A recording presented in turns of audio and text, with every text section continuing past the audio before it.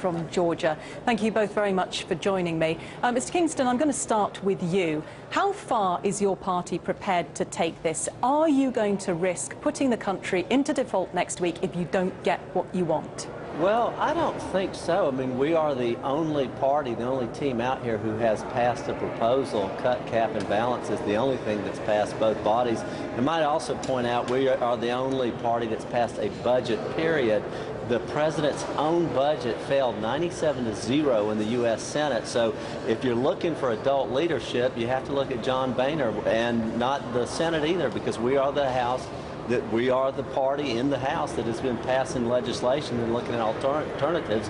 We'll have another proposal on the floor tomorrow. We hope to get some bipartisan votes for it. Well, the president is threatening to veto that, so I'm going to put the same question to you then, Mr. Scott.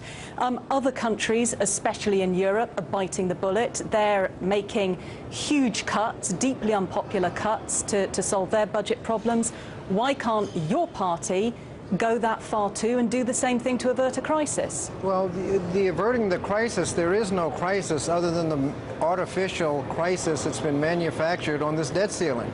Debt ceiling has been increased dozens of times, almost annually over the last 50 years, and it's a perfunctory acknowledgement of money that's already spent. It is only a crisis because the Speaker of the House says he's going to blow up the economy if he doesn't get his way. I don't believe that responsible legislators will actually follow through on that threat if we can't come to an agreement. Now, the president has made a good faith effort to come to some accommodation, but it hasn't happened, and it won't happen by August 2nd. And so what we need to do is to fulfill our legislative responsibilities and just pass the debt ceiling increase and then get back to the budget discussion. October 1st, September 30th is the end of the fiscal year. If we don't finish things by then, they can shut down the government if they don't get their way. So they're not losing any leverage. But this artificial deadline to suggest that we have to come up with something and we have to satisfy the Speaker of the House, otherwise they'll blow up the economy, is just, I just don't think responsible legislators will follow through on that threat. Neither does the market. Markets haven't collapsed because they just expect common sense to prevail, and the debt ceiling will be extended. Well, there is some optimism by the markets that you two will somehow reach an agreement. But, Mr. Kingston, the polls show that the majority of Americans actually hold your party responsible for this stalemate. Why won't you budge? You know what's interesting is the president does seem to be focused on the Republican Party as opposed to being focused on jobs and his failed economic policies. He's the one who ran up the $3 trillion debt, in addition to what was already too much spending by George Bush, I might point out, as a Republican. He's the one who took unemployment from 7.5% to nearly 10%. And people aren't working, they're not paying into the system. So yet, during that, he's still focused on the Republican Party. What I'd love to see as a Republican and as an American is a plan from the president, not speeches that alludes to a plan, but an actual plan, and have Harry Reid pass it.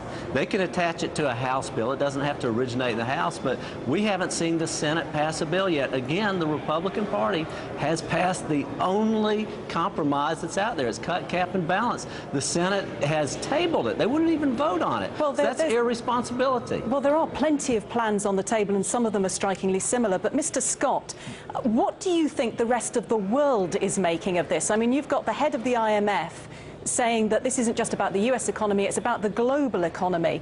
How do you feel about that? Well, I'm not going to sit up here and be lectured on fiscal responsibility by the other side of the aisle. I was elected in 1992. In 1993, when we came in, we passed a budget without any Republican help. In fact, they demagogued the budget and tried to dismantle it after the 95 election. And that budget balanced the budget, went into surplus, and if they hadn't messed it up when President Bush came in, we would have paid off the entire national debt held by the public about 3 years ago. We don't owe no money to anybody. Talk about plans, that's the plan. We need to come together and responsibly get a budget under the normal legislative process where you're making choices. These demands right now, we're trying to come up with $400 billion a year. We cut taxes last December, $400 billion a year. And now this discussion is how we're going to pay for it. Let's do it all at the same time. Maybe we should let some of those tax cuts expire rather than to cut Social Security and Medicare.